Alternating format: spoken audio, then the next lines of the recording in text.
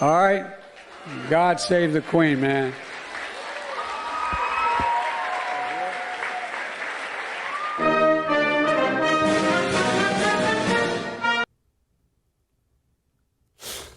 Well, I mean, credit to Joe.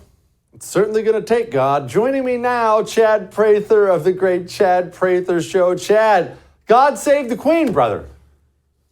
Well, I don't know if Joe knows it or not, but the Queen's dead.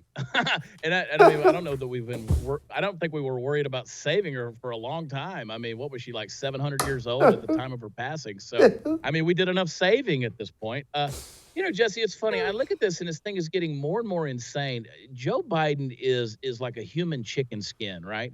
He's just pulled tight and has new ears on. And the stuff that comes out of his mouth, I would love to live in that level of acid trip, whatever that is. I mean, he is on some Timothy Leary LSD at this point.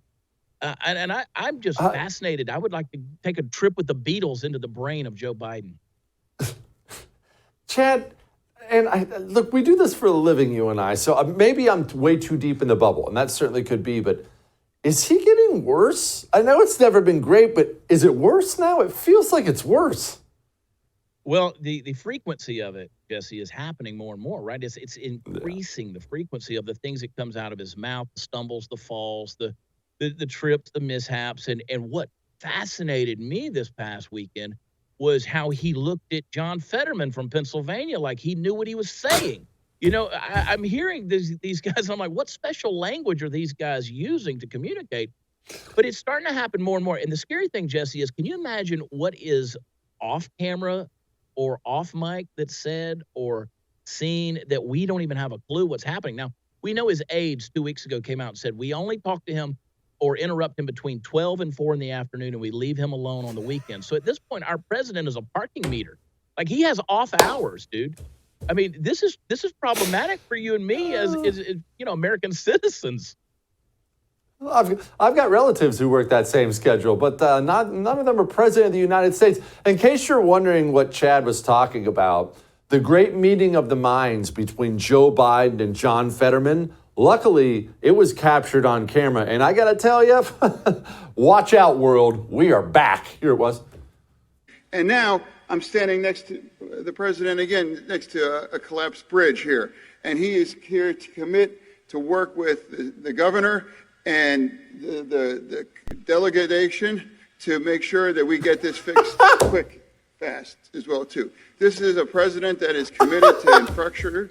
Yeah, and then on top of that, the dual kind of law of the inflation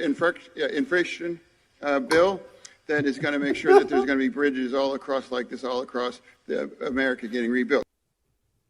Yeah. Man, I'm excited about the future, Chad. Man, you know, forget building trains from California to across the Indian Ocean, as Joe Biden said last week. But I'm trying to figure out what a delegation is. I want to know what an infrastructure is, an infriction. I don't know. But Joe just sat there nodding. We know that Joe's going to read the teleprompter that he has not proofread ahead of time, right? And I know there's going to be people who say you can't make fun of a stroke victim. I don't know which. I guess both of them are stroke victims at this point.